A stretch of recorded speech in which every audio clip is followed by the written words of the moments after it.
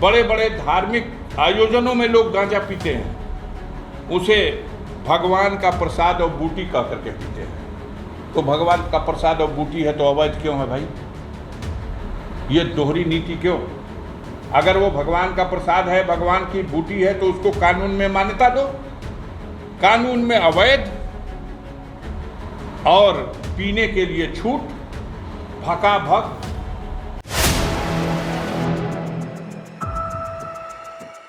गाजीपुर से सपा सांसद अफजाल अंसारी इस वक्त आक्रामक नजर आ रहे हैं। मुख्यमंत्री योगी आदित्यनाथ पर बयान देने के बाद अब अफजाल अंसारी ने एक ऐसा बयान दिया है जिससे हंगामा होना तय है, क्योंकि साधु संतों पर बयान देना वो भी अफजाल अंसारी द्वारा, जी हाँ, जिससे उनकी मुश्किलें बढ़ सकती हैं। वैसे भी अंसारी परिवार योगी सरकार के निशाने पर ही रहा है। आपको बता दें कि गाजीपुर सीट से समाजवादी पार्टी के सांसद अफजाल अंसारी ने तमाम मुद्दों को लेकर सीएम योगी और भारतीय जनता पार्टी पर निशाना साधा। उन्होंने हाल ही में कई मुद्दों को लेकर बीजेपी सरकार को और योगी आदित्यनाथ को घेरा था, जिसको लेकर बीजेपी ने भी उन पर कई सवाल खड़े किए। आपको बता दें कि हाल ही में मुख्यमंत्री योगी आदित्यनाथ ने खाने पीने की दुकानों पर नेम प्लेट लगाने का फरमान सुनाया, तो उस फैसले का अफजाल अंसारी ने स्वागत तो किया, लेकिन ये भी कहा कि बीफ का व्यापार करने वालों का नाम भी उजागर क्यों नहीं किया जाता है।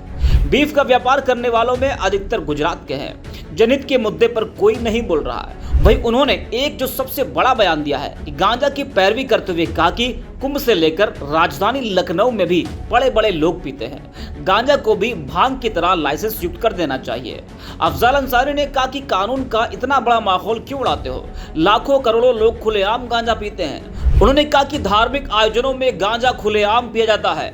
धार्मिक आयोजनों में गांजा भगवान का प्रसाद और बूटी कहकर पिया जाता है।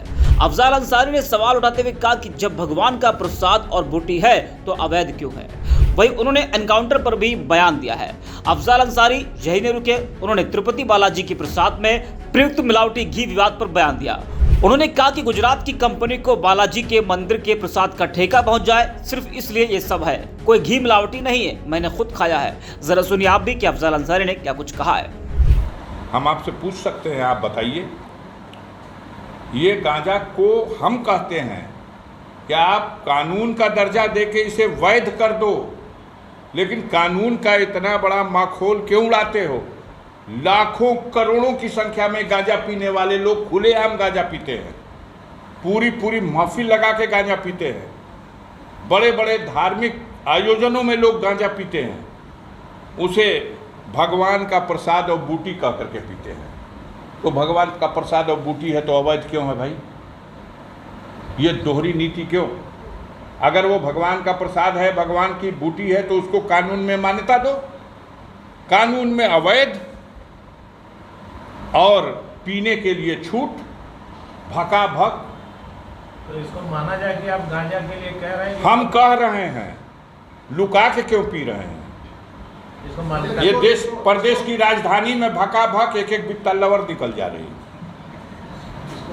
गाजीपुर जिले में भी वही हो रहा है। कौनो मठ में चलो ना, हमारे संगम में दिखा दें।